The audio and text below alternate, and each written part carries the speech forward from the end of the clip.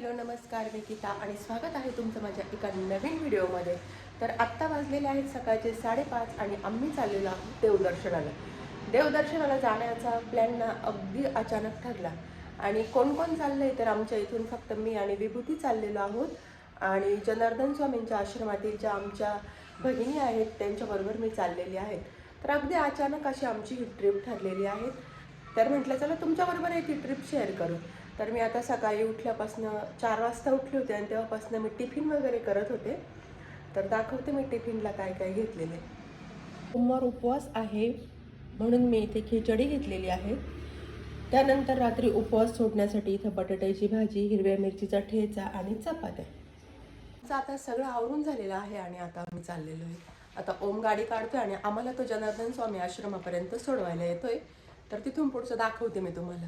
तर आता आम्ही चाललेलो आहोत आणि मम्मी बसली आहे म्हणून आम्हाला भरपूर वेळ झालेला आहे आणि आता आम्ही आश्रमात थांबलो. गाडी निघालेली आहे, बाबांचं दर्शन झालेलं आहे. तर म्हटलं चला गाडी निघायच्या आधी तुम्हाला दाखवू. ही आहे आमची गाडी ट्रॅव्हलर आणि बाबांचा आश्रम. बाय. मेंबर येणार आहेत आमच्या बरोबर. हाय करा सर्वांनी.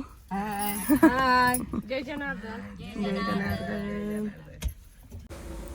तर सकाळी 6:15 वाजता आमच्या प्रवासाला सुरुवात झाली आणि बघा आम्ही जनार्दन स्वामींच्या आश्रमापासून पुढे निघालो. चांदवडच्या घाटातून आम्ही जाणार होतो. तर आम्ही आता निघालो आणि देवीचं मंदिर पण रेणुका मातेचं आम्हाला लागलेलं होतं. आता आलेलो आहोत मौनेश्वर महादेव मंदिर, मधुगिरी बाबांच्या आश्रमाच्या इथे. तर आम्ही आता इथे मौनेश्वर महादेव मंदिरात आलेलो आहोत. इथे आम्ही नंदीची पूजा केली आणि त्यानंतर आम्ही आतमध्ये शिवलिंगाच्या जवळ गेलो. तिथे सर्वांनी पिंडीवर पाणी टाकलं आणि सर्वांनी अभिषेक केला. मूर्तीचं दर्शन घेतलं. मला इथे ना 2दा येण्याचा योग आलेला आहे. एकदा मधुगिरी बाबांच्या षोडशीच्या कार्यक्रमाच्या वेळेस मी आलेली होती, तेव्हा खूप गर्दी होती. आज खूप छान असं आमचं दर्शन घेतलं. त्यानंतर इथे मावशींनी पिंडीवर टाकण्यासाठी वस्त्र आणलेलं होतं. ते वस्त्र पिंडीला परिधान केलं. त्यानंतर दर्शन घेऊन बाहेर आलो आणि आम्ही इथे प्रत्येक ठिकाणी वाती लावत होतो तिथे वाती लावल्या. इथे खाली बाबांची समाधी आहे. आम्ही तिथे दर्शन घेतलं, तिथे पूजा केली आणि तिथे खूप सुंदर अशी स्फटिकाची पिंड आहे, तिचंही आम्ही दर्शन घेतलं. त्यानंतर आम्ही तिथे आरती केली. इथे बाबांचा खूप छान असा फोटो ठेवलेला होता. फोटो बघून अगदीच मन भरून आलं. हे मंदिराचं बांधकाम नवीन बांधकाम आहे, अतिशय सुंदर आहे. तर इथे ना जनार्दन स्वामींची कुटिया आहे. कुटियातील मूर्ती अतिशय सुंदर आहे. इथे आहे मौनेश्वर महादेव मंदिर, समाधी मंदिर, जिथे आम्ही आरती केली आणि वरती आहे बाबांची कुटिया, जनार्दन स्वामींची कुटिया. तर खूप सुंदर असं इथलंही मंदिर आहे. इथे आहे मधुगिरी बाबांचे सगळे फोटोज. गिरी बाबांची कुटिया आहे आणि असं वाटतंय की ते साक्षात बसलेलेच आहे की काय. त्यांची मूर्ती इथे ठेवलेली आहे आणि इथे जनार्दन स्वामींची डोली. खूप सुंदर असा कलश दिसतोय इथून. ते बाबांचं महानिर्वाण झालेलं आहे, पण तिथे बाबांचे इथे धर्मरथ ठेवलेले आहेत जे बाबा वापरायचे आणि प्रवासासाठी. इथे ना बाबांचा घोडा होता, त्याचं नाव होतं पवन. बाबांचं महानिर्वाण झाल्यानंतर अवघ्या 7 ते 8 दिवसातच त्याचंही महानिर्वाण झालं. मग इथे त्याची समाधी बांधलेली आहे आणि इथे त्याचा मग फोटो लावलेला आहे. तर हा स्वर्गीय पवन, मधुगिरी महाराज यांचा अश्वराजा स्वर्गीय पवन. जेवण करायला बसलेलो आहे.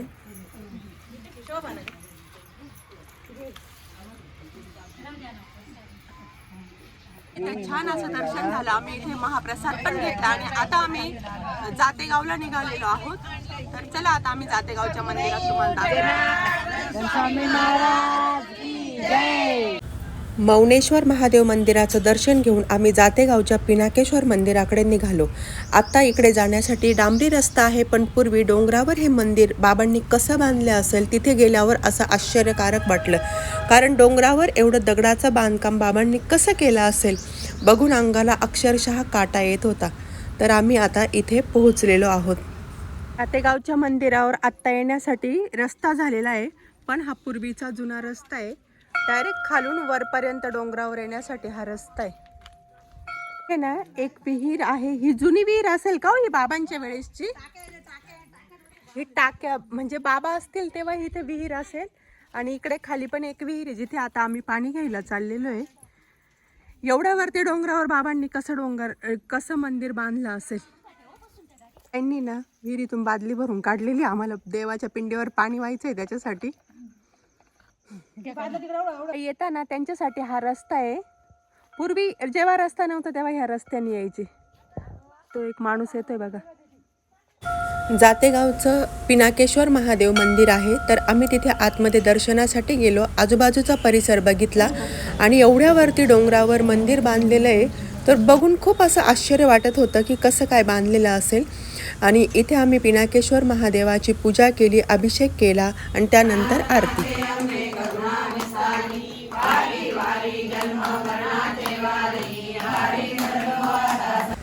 पिनाकेश्वराचं मन भरून दर्शन झालं आणि आम्ही पुढच्या प्रवासाला निघालो.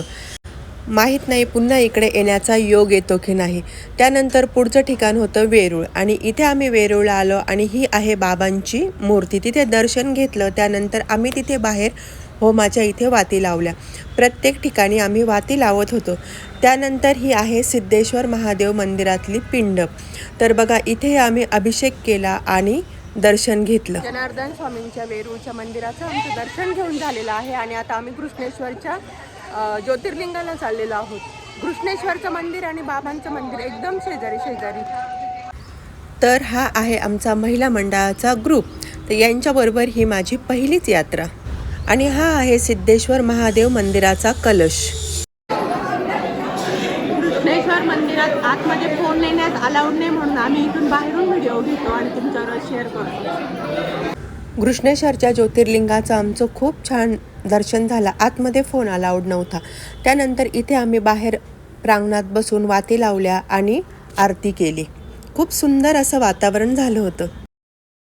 आता आमचं ना जनार्दन स्वामींचं सिद्धेश्वर मंदिराचं दर्शन झालेलं आहे आणि कृष्णेश्वर ज्योतिर्लिंगाचं पण आम्ही दर्शन घेतलं. दर्शन अतिशय छान झालं, पण काही ठिकाणी ना कॅमेरा अलाउड नव्हता, त्यामुळे आम्हाला तुम्हाला आतमधलं दाखवता आलं नाही. आणि आता आम्ही पुढे संभाजीनगरला चाललेलो आहे. तर चला, आम्ही सगळे जनार्दन स्वामींचे ज्योतिर्लिंग करत चाललेलो आहोत. तर आणि वेरूळ हा असा बाजार आहे पूर्ण. इथं फुलं प्रसाद असं भेटतं. वेरूळचं दर्शन घेऊन आम्ही संभाजीनगर येथे जनेश्वर महादेव मंदिरात आलो. रात्र खूप झालेली होती, त्यामुळे मुक्काम येथेच करण्याचे ठरवले. दर्शन आम्ही सकाळी घेणार होतो.